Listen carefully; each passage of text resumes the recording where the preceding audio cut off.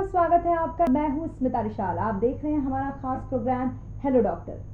दांत हमारे व्यक्तित्व का आईना होते हैं। दांत हमारी खूबसूरती में चार चांद लगाता है, लेकिन सबसे बड़ा सवाल ये है कि हम इन दांतों को स्वस्थ और सुंदर कैसे बनाए रखें, क्योंकि आमतौर पर हम सभी में थोड़ी बहुत दांत की परेशानियां तो होती ही हैं।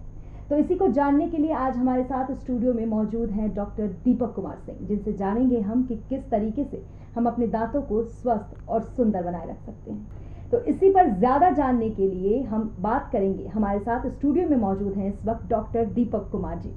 डॉक्टर साहब, आपका बहुत बहुत स्वागत है हमारे इस शो में। सबसे पहले तो आप हमें ये बताइए कि आम तौर पर हर दिन आपके पास किस तादाद में लोग आते हैं? दांत की समस्या सबसे ज्यादा क्या लेकर आते हैं आपके पास? मैडम स्मिता, आज के डेट में सबसे ज़्यादा दांतों की प्रॉब्लम हो रही है, और जो पेशेंट ज़्यादातर लोग आते हैं वो दांतों की सनसनाहट, जिसको सेंसिटिविटी भी बोलते हैं, वो मुख्य कारण है लोगों के। और कैविटीज, दांतों का दर्द, ये सारी प्रॉब्लम्स को ज़्यादातर लोग आते हैं। तो सबसे पहले मैं आपको कुछ दांत के बारे में, बनावट के बारे में बता दूं कि दांत जो है मुख्यतः डेंटिन से बना होता है, ठीक है। उसके अंदर पल्प होते हैं, नर्व होते हैं, ठीक है। डेंटिन जो होता है हमारा, वो ट्यूबुलर स्ट्रक्चर है जिसके अंदर नर्व एंडिंग्स वगैरह होते हैं, और उसको प्रोटेक्ट करने के लिए उसके ऊपर एक एनेमल की लेयर होती है, ठीक है।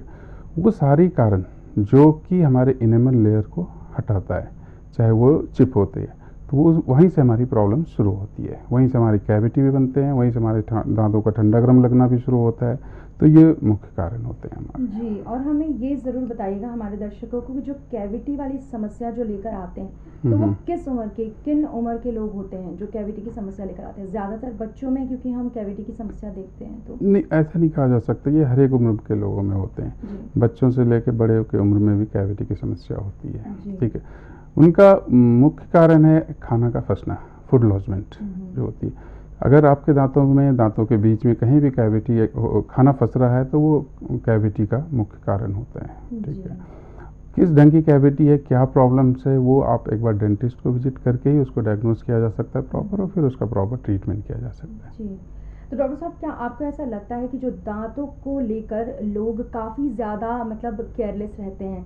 जब उनकी समस्या बहुत ज़्यादा बढ़ जाती है तब वो डॉक्टर्स तक जाते हैं, नहीं तो उससे पहले वो चाहते हैं कि घरेलू उपचार करके, तरह तरह के जो उपचार होते हैं उससे कैसे भी करके अपने दांतों को ठीक कर ले, और जब बहुत ज़्यादा बढ़ जाता है तब हम डॉक्टर के पास जाते हैं। ऐसा आपको लगता है? कुछ हद तक सही भी है, बट आज के डेट में लोग जागरूक भी हो गए हैं। पहले तो बहुत पहले ऐसे ही चलते थे, बट आज के डेट में जागरूक भी हो गए हैं, और बहुत सारे डेंटल क्लिनिक भी हैं, डेंटिस्ट भी बहुत हो गए हैं, तो लोग जागरूक भी हो गए हैं, आ भी रहे हैं, ट्रीटमेंट करा भी रहे हैं। तो prevention is better than cure. जितना जल्दी आप आएंगे, जितना जल्दी आप ट्रीट कराएंगे, उतनी ही अच्छी रहेगी। जी।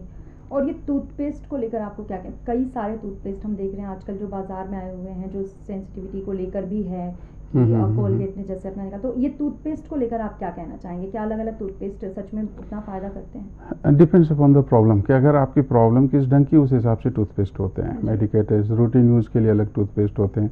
सेंसिटिविटी के लिए टूथपेस्ट भी हम लोग भी खुद बताते हैं, बट रीज़न ये है कि सबसे पहले प्रॉब्लम पता होनी चाहिए, डायग्नोसिस, किस वजह से सेंसिटिविटी हो रही है। फिर उस अकॉर्डिंग टूथपेस्ट अगर होगा तो टूथपेस्ट को प्रिस्क्राइब करना पड़ता है, या अदरवाइज फीलिंग से काम होगी तो फीलिंग करना होगा। सबसे पहले इम्पॉर्टेंट चीज़ है कि किस वजह से सेंसिटिविटी हो रही है, ये डायग्नोस करना। इसके लिए आपको डेंटिस्ट के पास ही जाना पड़ेगा। जी। अच्छा, हर उम्र के लोगों में अलग अलग तरह की दांतों की प्रॉब्लम्स होती होंगी। जैसे कि हम जानना चाहेंगे आपसे कि आप हमारे जो 40 प्लस के जो दर्शक हैं उनको बताइए कि किस तरीके से वो अपने दांतों को क्योर कर सकें, क्योंकि उनमें जो प्रॉब्लम होती है, जब 40 प्लस के हम हो जाते हैं तो हमारी जब दांतों में प्रॉब्लम से ज़्यादा हमारी जो दाढ़ होती है उसमें प्रॉब्लम हो जाती है। तो उसके बारे में आप थोड़ा सा हमारे दर्शकों को बताइए। स्मिता, प्रॉब्लम जिस भी रीजन से आए पेशेंट, 40 प्लस हो या फिर, तो वो एट प्रेजेंट क्या प्रॉब्लम है वो हमें डिटेक्ट करने के बाद ही पता चलेगा। चाहे कैविटी की प्रॉब्लम हो, या किन्हीं के दांत टेढ़े मेढ़े होते हैं, इरेगुलर होते हैं, उसके लिए प्रॉब्लम होती है, तो उस अकॉर्डिंग हम ट्रीटमेंट बता सकते हैं। घर में आपका ये है कि आप दांतों की साफ सफाई अच्छे से कीजिए, ठीक है। फूड लॉजमेंट कहीं नहीं होना चाहिए। अगर सेंसिटिविटी होती है तो डॉक्टर के पास जाइए, अगर कहीं खाना फंसता है तो डॉक्टर के पास जाइए, अच्छे से क्लीन कीजिए। यही घर के घरेलू उपचार यही चीज़ है। हाँ, गैप 40 प्लस के बाद दांतों में कहते हैं कि गैप आ जाता है। हाँ, अगर वो नेचुरल गैप है तो उसको भी हटाने के लिए डेंटल फ्लॉस आते हैं, डेंटल फ्लॉस वगैरह यूज करेंगे। तो ये सारी चीज़ें कि किस वजह से प्रॉब्लम है। कभी कभी दांतों के बीच में खाना फंसते हैं बट वो नेचुरल गैप नहीं होता, उसमें कैविटी होते हैं, उस वजह से भी खाना फंसते हैं। तो ये सारा चीज़ हम लोग डेंटल क्लिनिक पे ही डिटेक्ट कर सकते हैं। तो दांतों का पेशेंट या कोई भी अपने घर पे अच्छे से सफाई रखे, ये बहुत इंपॉर्टेंट है। कम से कम 6 महीने में एक बार रेगुलर चेकअप के लिए ज़रूर जाएं।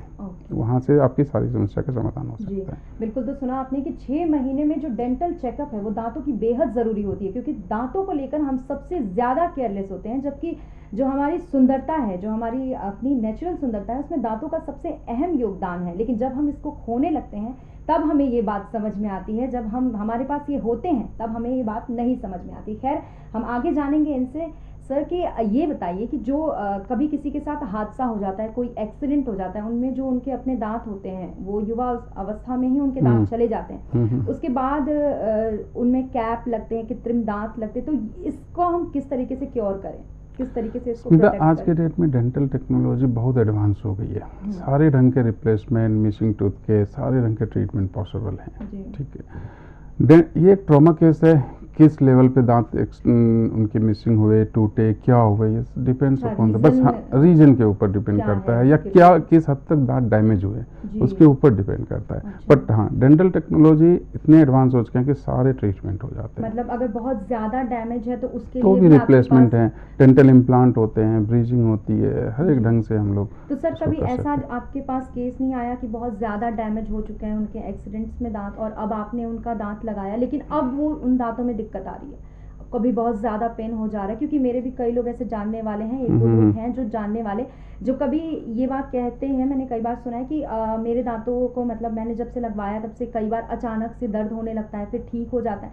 तो इस तरीके का जो प्रॉब्लम होता है, देखिए प्रॉब्लम तो अब इसमें डेंटल ट्रीटमेंट आपने अगर लिया हुआ है एनीवे, अब एक्सीडेंट की वजह से अगर कंप्लीट लॉस कर चुका है दांत, ठीक है, तो वो आर्टिफिशियल रिप्लेसमेंट होती है। ठीक है।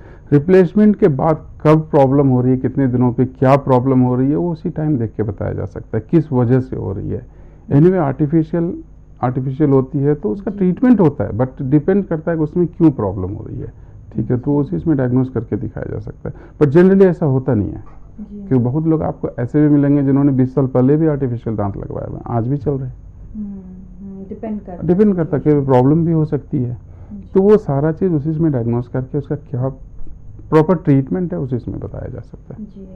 अच्छा, एक भ्रांति है, बहुत बड़ी भ्रांति है, आई थिंक ये सब में होगी, कि जो दांतों की सफाई होती है, लोग कहते हैं, कोई कहता है कि दांतों की सफाई करवानी चाहिए, इससे दांत आपके सुंदर दिखेंगे, और कोई कहते हैं कि नहीं, इससे दांत कमज़ोर हो जाते हैं। तो आपका क्या कहना है? ये बात सही है, लोगों के मन में ज़रूर कुछ, मैं बताता हूँ इस बारे में। क्या चीज़ होती है कि अगर दांतों की सफाई क्या है, it's nothing but cleaning. Cleaning जैसे आप ब्रश करते हैं घर में, हम भी उसी चीज़ को साफ़ करते हैं, पर दो दांत के बीच में जहाँ पे खाना फंसे हुए हैं, टार्टर जमे हुए, कैलकुलस हार्ड फॉर्म में है, जो कि आपके रूटीन ब्रशिंग से नहीं निकलता, हम उसे सिर्फ हटा देते हैं। तो इससे दांतों पे कोई बैड साइड इफेक्ट नहीं होता है। लेकिन आमतौर पे ऐसे सुनने में मिलता है कि दांत आपके कमजोर, हाँ, उसके रीज़न है क्यों ऐसा लगता है। सपोज उन्होंने पहली बार सफाई कराया, इतने कैलकुलस, इतने टार्टर जमे हुए होते हैं कि दांत उस गंदगी की वजह से वो टाइट होते हैं। ठीक है। जब हम लोग उसको क्लीन करते हैं तो लिटिल बिट मोबिलिटी आती है उसमें, तो पेशेंट को ऐसा लगता है कि मैंने क्लीन कराया, इस वजह से मेरे दांत हिल गए, बट एक्चुअल ऐसा होता नहीं है।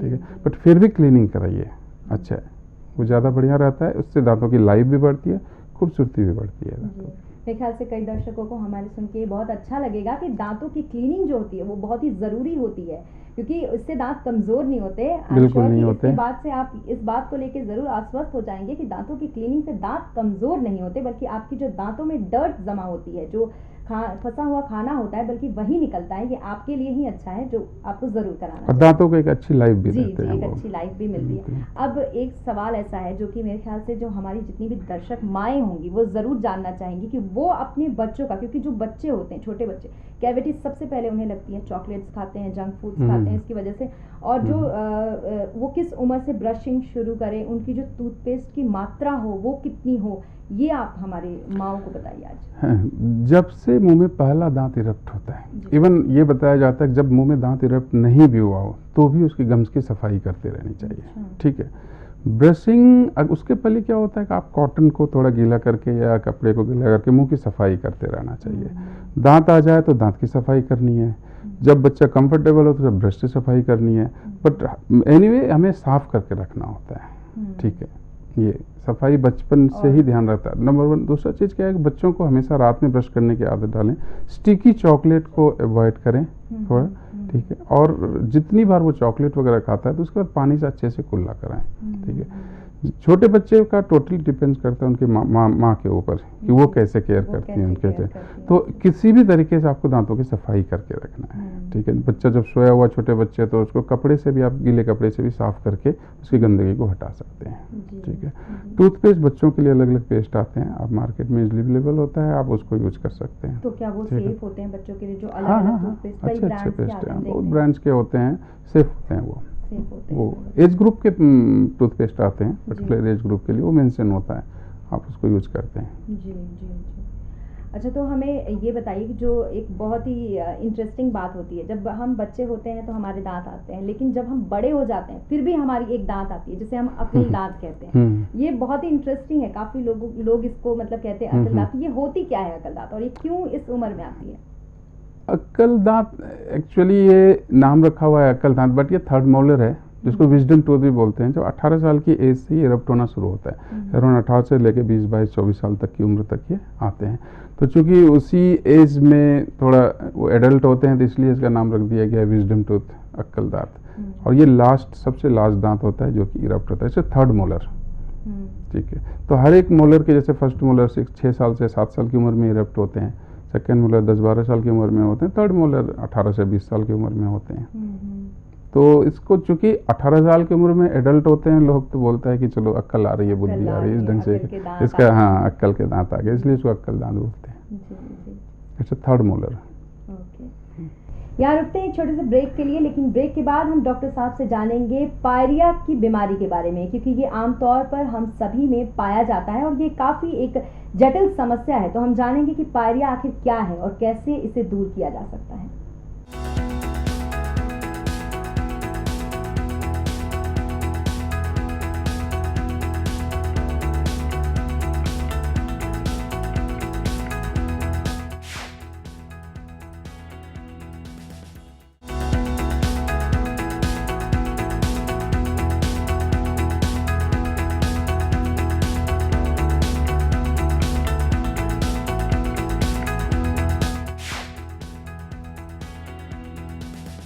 ब्रेक के बाद एक बार फिर से स्वागत है आपका हमारे शो हेलो डॉक्टर में। इस वक्त हमारे साथ मौजूद है डॉक्टर दीपक कुमार सिंह, जिनसे हमने काफ़ी सारी बातें की। तो पायरिया के बारे में हम जानेंगे कि पायरिया की बीमारी आखिर क्या है, किस तरीके से पायरिया की बीमारी होती है और इसका इलाज क्या है, इस समस्या का निदान क्या है।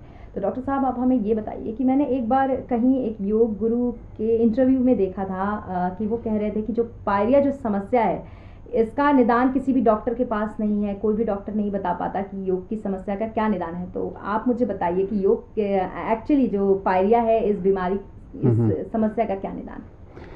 देखिए, पायरिया सबसे पहले समझना होगा कि पायरिया है क्या। ये आमतौर की भाषा है pyorrhoea. Pyorrhoea mean gingivitis. Gingivitis मतलब मसूड़ों का सूजना, ठीक है। जिस भी वजह से मसूड़ों का सूजता है उसके कुछ रीजन होते हैं, ठीक है।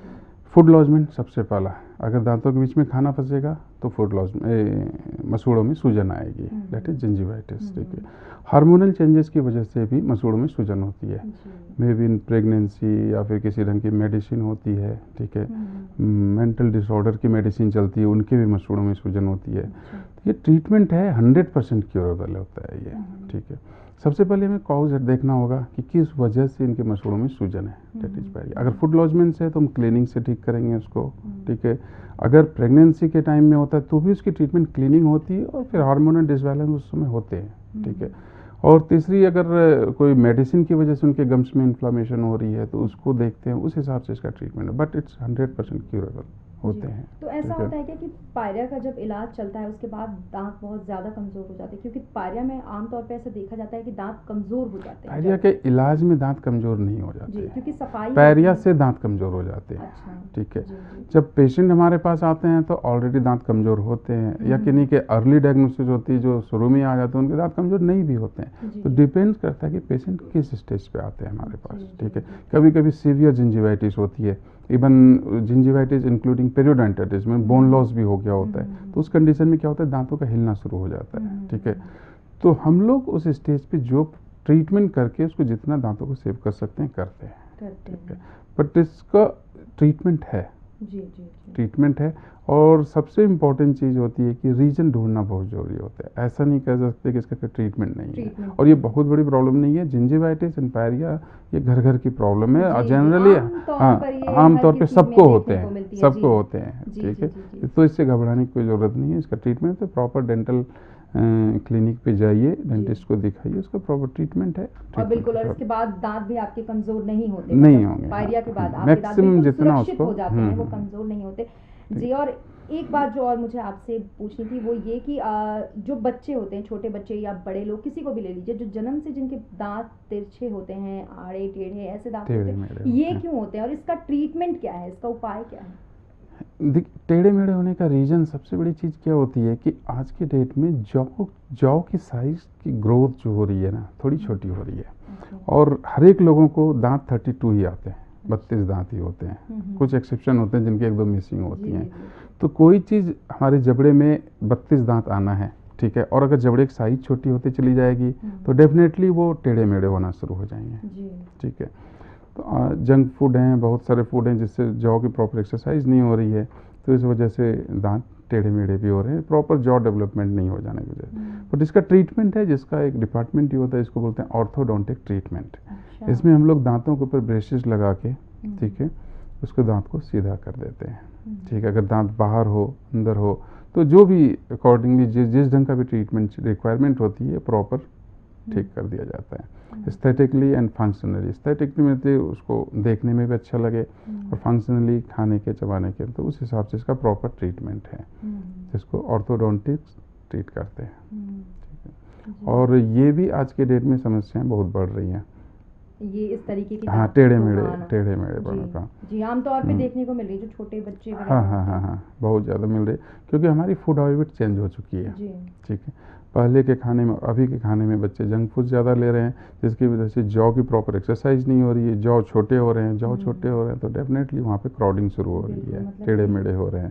इस तरीके से जेनेटिक होता चला जाएगा ये, इस तरीके जेनेटिक अभी नहीं बोल सकते हैं, बट इस पर रिसर्च चल रही है। मे भी जेनेटिक भी होते हैं, बहुत जेनेटिक भी हो सकते हैं, बट अभी इस बारे में नहीं पता। बट हाँ, इसका ट्रीटमेंट है, ब्रेसेस लगा के अच्छे से इसको क्योर किया जा सकता है। जी मतलब इस तरीके के दांतों से, लेकिन एक उम्र होती होगी, मतलब जो ये तिरछे दांत होते होंगे, आई थिंक कि छोटे बच्चों में जल्दी इस चीज़ों को देखकर और जल्दी इसका निदान किया जा सकता होगा, बड़े लोगों में ये थोड़ी प्रॉब्लम हो जाती होगी इसे लेकर। ज्यों आप बड़े होते हैं आपकी बोन की ग्रोथ सीज होती चली जाती है, तो थोड़ा सा प्रॉब्लमेटिक है। बट ट्रीटमेंट जो है आज के डेट में ये 12-13 साल से लेके अप्रोक्सीमेट 40 साल तक के लोग भी करा रहे हैं ट्रीटमेंट, ठीक है। इसमें बहुत सारे इंटरसेप्टिव ऑर्थोडोंटिक्स होती है, प्रिवेंटिव ऑर्थोडोंटिक्स होती है।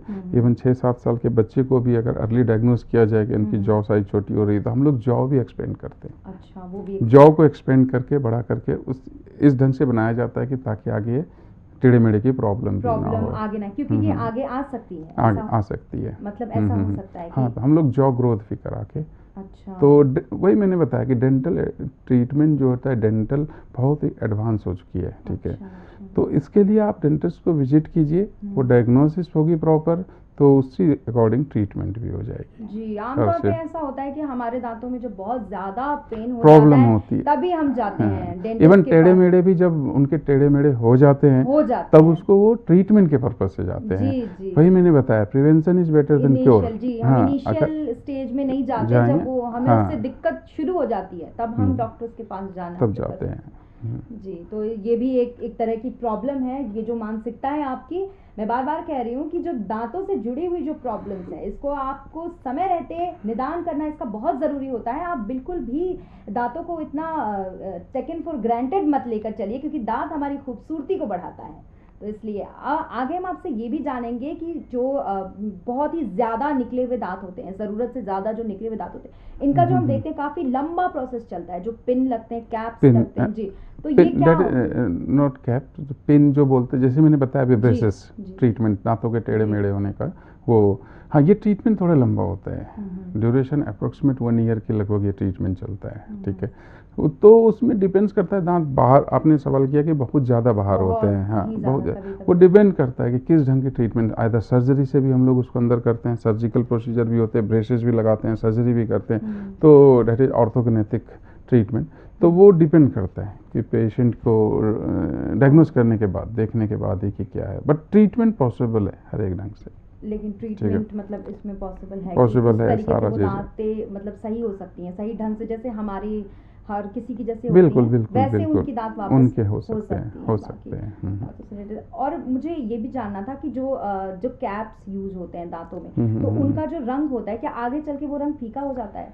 डिपेंड्स, क्वालिटी पे डिपेंड करता है कि आप कौन सा कैप लगवाती हैं। ठीक है, सबसे पहली चीज़ है कि कैप क्यों लगवाते हैं। पेशेंट जब पेन का कंप्लेन लेके आता है, ठीक है, तो पेन मीन्स अगर दांतों में बहुत ज़्यादा कैविटी हो गई और वो इन्फेक्शन हमारे पल्प तक पहुंच गई, ठीक है, डेंटिन के अंदर, तब हम लोग ट्रीटमेंट करते हैं उसको रूट कैनाल, उस दांत को बचाने के लिए। रूट कैनाल करने के बाद फिर उसको प्रोटेक्ट करने के लिए हमें उस पर हार्ड कवरिंग की ज़रूरत होती है, डेट इज़ कैप, उसको कैप यूज करते हैं। ठीक है, और रही बात कलर का, अच्छे क्वालिटी के कैप, सिरामिक्स हो, जिरकोनिया, बहुत सारे अच्छी क्वालिटी के कैप होते हैं जो कि 100% उसकी गारंटी होती है, कभी कैप नहीं जाते हैं उसमें, कलर नहीं जाएंगे, टूटते नहीं। और अगर सपोज एक ड्यूरेशन के बाद टूटता भी है तो आप उसको चेंज कर सकते हैं, इसलिए वो चेंज हो जाता है। जी, ठीक है। तो काफ़ी सारे ऐसे अभी आपके पास जो आमतौर पे रोज़ पेशेंट आते होंगे, तो कितने उसमें ऐसे पेशेंट आते होंगे जिनको मतलब ऐसी स्थिति में है कि रूट कनाल करना पड़ता होगा? मैक्सिमम पेशेंट में मैक्सिमम रूट कैनाल के पेशेंट होते हैं आज के में। वो घर से बाहर तभी निकलते हैं जब उनको दांतों में दर्द होता है। अगर आप 100% 50-60% पेशेंट रूट कैनाल के होते हैं। फिर फीलिंग, आप हमारे दर्शकों को भी ये बात बता दें कि वो इस तरीके से घर से बाहर ना निकले जब उनके दांतों में इतना ज़्यादा दर्द बढ़ चुका हो, बल्कि वो इनिशियल स्टेज में ही घर से बाहर निकले। और दर्शकों को ये भी बताइए कि क्या मतलब किस तरीके से उन्हें कब जान जाना चाहिए कि अब मेरे दांतों में प्रॉब्लम ज़्यादा बढ़ जाएगी, कब ये स्थिति? मैं तो दर्शकों से सिर्फ इतना ही बताऊंगा कि आपको जानने की कोई ज़रूरत नहीं है। आप कुछ मत कीजिए, हर एक 3 महीने 6 महीने का इंटरवल पे आप डेंटिस्ट को ज़रूर विजिट करेंगे। That is not for treatment. आप सिर्फ उनसे एक रेगुलर इंटरवल पे जाइए, चेक कराइए, दांतों की कोई भी समस्या हो वो खुद करेंगे, नई समस्या होगी तो कोई ज़रूरत नहीं होती है। ठीक है, तो आप प्रॉब्लम होने का इंतज़ार ना करें, क्योंकि जब तक प्रॉब्लम होगी तब तक वो देर हो चुकी होती है, फिर हम उसके ट्रीटमेंट के बारे में सोचते हैं। तो इसलिए प्रिवेंशन ज़्यादा बढ़िया रहेगा, आप पहले से चेकअप कराएंगे ताकि आपको आगे ट्रीटमेंट की ज़रूरत ही ना पड़े। ठीक है, और डेंटिस्ट को आप इस वे में ना लें, उसको आप कॉस्मेटिक के रूप में भी लेते हैं, जैसे फीमेल लोग ब्यूटी पार्लर जाती हैं रेगुलर इंटरवल पे, तो इसलिए आप लोग डेंटिस्ट को भी रेगुलर इंटरवल पे विजिट ज़रूर कीजिए, तो आपकी दांत भी अच्छे रहेंगे, सुरक्षित भी रहेंगे।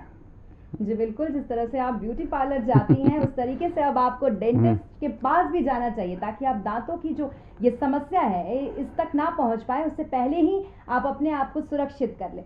तो मुझे एक और बात आपसे जाननी थी, वो ये थी कि जब हम देखते हैं कोई लोग मतलब एक ऐसा वर्ग होता है, एक ऐसा एज ग्रुप होता है जो काफ़ी वृद्धावस्था में होता है, उस समय उनके दांत जो है वो बेहद घिस चुके होते हैं, तो वो अपनी उन दांतों को किस तरह से क्योर करें, किस तरह से उसको प्रोटेक्ट करें? दांत घिस गए होते हैं, इसकी प्रॉब्लम्स के लिए डिपेंड्स करता है कि अगर वो दांत को रूट कैनाल करके या कैपिंग करके क्राउनिंग करके उसको रिस्टोर किया जा सकता है तो उसको रिस्टोर करते हैं। जी। फिलिंग करके बिल्डअप करके अगर उसकी हाइट बढ़ाया जा सकता है तो उस वे में बढ़ाते हैं, ठीक है।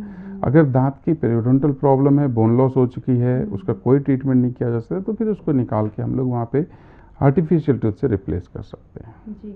कई बार हमें ये भी देखने को मिलता है कि उनके मसूड़े तक इतने घिस चुके होते हैं कि वो जो दांत होते हैं आर्टिफिशियल दांत वो भी सपोर्ट नहीं करते। डेंचर, तो ऐसी स्थिति कब आती है? कब आती है, किस वजह से आती है, ये ज़्यादा ज़रूरत होती है। हाँ, मतलब है कि ऐसी स्थिति आखिर क्यों आ जाती है? डिपेंड करता है। अगर सपोज उन्होंने दांत एक्सट्रैक्ट कराया और बहुत दिनों तक उन्होंने आर्टिफिशियल दांत नहीं लगाया तो उसकी वजह से क्या होता है, वो बोन्स जो होते हैं घिस जाते हैं वहाँ पे। जब आप फिर आर्टिफिशियल दांत लगाने के लिए जाते हैं तो हमारे पास उतना सपोर्ट नहीं मिलता है कि वो डेंचर उस पर रुके, ठीक है। बट आज के डेट में मैंने बताया ना कि इतनी एडवांसमेंट हो गई है कि हम लोग उस एज में भी फिक्स्ड डेंचर लगा सकते हैं, ठीक है। That is implant. हाँ, वैसी स्थिति में भी हम लोग फिक्स डेंचर लगा सकते हैं। तो इम्प्लांट करना होता है, बोन के अंदर स्क्रू डाल के उसको इम्प्लांट करके फिर उसके ऊपर डेंचर लगा सकते हैं या दांत भी लगा सकते हैं अच्छे से। मतलब अगर उनका एज ग्रुप अगर 70s में हो तो भी आप लोग एकदम फिक्स डेंचर उन्हें लगा सकते हैं? एज से कोई मैटर नहीं रखता, डिपेंड्स। कुछ कॉन्ट्राइंडिकेशन है जो कि हमें चेक करना होता है कि पेशेंट की सिस्टमिक प्रॉब्लम क्या है, सिस्टमिक कंडीशंस और क्या है। और बट 70 जनरली उसी एज में ही लोगों को डेंचर के लिए ज़रूरत पड़ती है, तो उस एज में भी किया जा सकता है जी।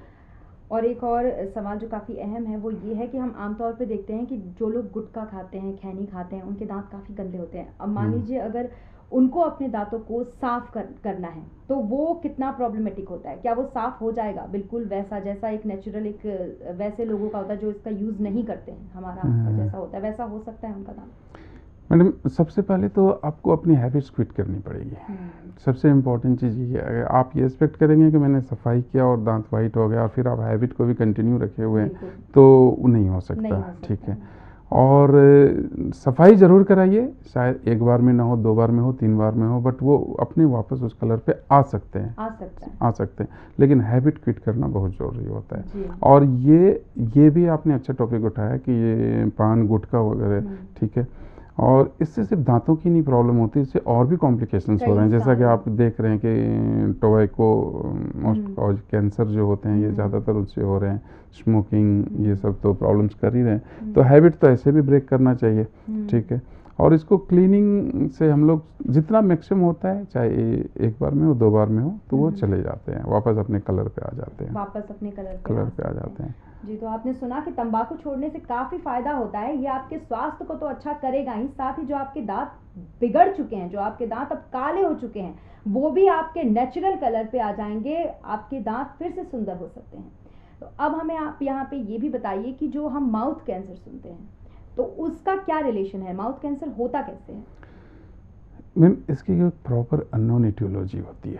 अगर ये बोल दिया जाए कि जो लोग गुटखा खाते हैं उनको माउथ कैंसर होता है, ये भी सही नहीं है। बहुत लोग ऐसे होते हैं जो गुटखा भी खाते हैं, कुछ नहीं होता है। बट इसमें देखा जाता है प्रॉबिलिटी कि सबसे ज़्यादा किन लोगों में हो रहे हैं। जो लोग गुटखा खा रहे हैं, खैनी खा रहे हैं, स्मोकिंग कर रहे हैं, ज़्यादातर उन लोगों के देखा जा रहा है कि कैंसर होते हैं। तो इस वजह से बोला जाता है कि ये हैबिट्स को ब्रेक कीजिए। और स्मोकिंग जो होता है आपके दांत को ही नहीं बल्कि पूरी ओरल कैविटी से लेकर लंग्स तक इफेक्ट करता है ये आपको।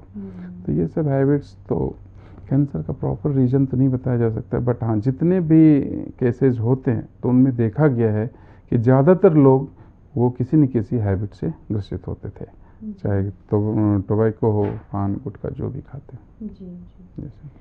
तो सुना आपने कि जो माउथ कैंसर की जो बीमारी होती है वो बेसिकली हम कह सकते हैं कि कहीं ना कहीं जो हमारी बुरी आदतें हैं, गुटखा, खैनी, पान, इसकी वजह से भी हैं। लेकिन बहरहाल हम यहाँ बात कर रहे थे दांतों से जुड़ी समस्या के बारे में, तो हम आपको बता दें कि डॉक्टर साहब ने आज हमें जितने भी तरीके बताए हैं उनमें इससे एक बात तो जो निकल के सामने आई है वो ये है कि हमें अपने दांतों को इतना कैजुअली नहीं लेना चाहिए, बल्कि हमें डेंटिस्ट के पास हर 6 महीने में तो ज़रूर जाना चाहिए।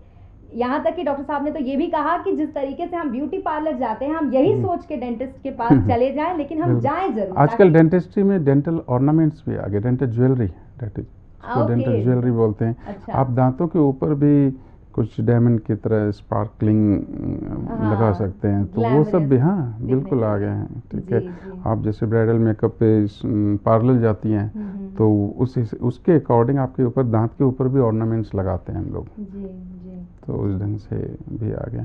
तो दांतों को एंजॉय कीजिए अच्छे लुक के लिए, इसके लिए rather than go for treatment, के हम डेंटिस्ट के पास एक ट्रीटमेंट के लिए जा रहे हैं, दांतों के दर्द के लिए जा रहे हैं, तो वो ज़्यादा बढ़िया है। जी बिल्कुल। तो दांतों को स्वस्थ और सुंदर बनाए रखने के लिए आप ट्रीटमेंट लेते रहिए, समय पे लीजिए और प्लीज़ देर मत कीजिए अपने ट्रीटमेंट में। तो आज के हमारे इस खास प्रोग्राम में इतना ही। बहुत अच्छा लगा रेदर देन आपसे ट्रीटमेंट बात गो करके। For the regular checkup, dental clinic, dentist के पास जरूर जाएं रेगुलर चेकअप के लिए, ताकि आपको किसी ढंग की ट्रीटमेंट की जरूरत ही ना पड़े। जी बहुत बहुत शुक्रिया डॉक्टर साहब आपसे, बहुत अच्छा लगा आपसे बात करके। आपने ढेर सारी जानकारियां दी हमारे दर्शकों को कि मैं जानती हूँ जरूर उनके काम आएगी ये तमाम जानकारियां जो आपने यहाँ पे दी है।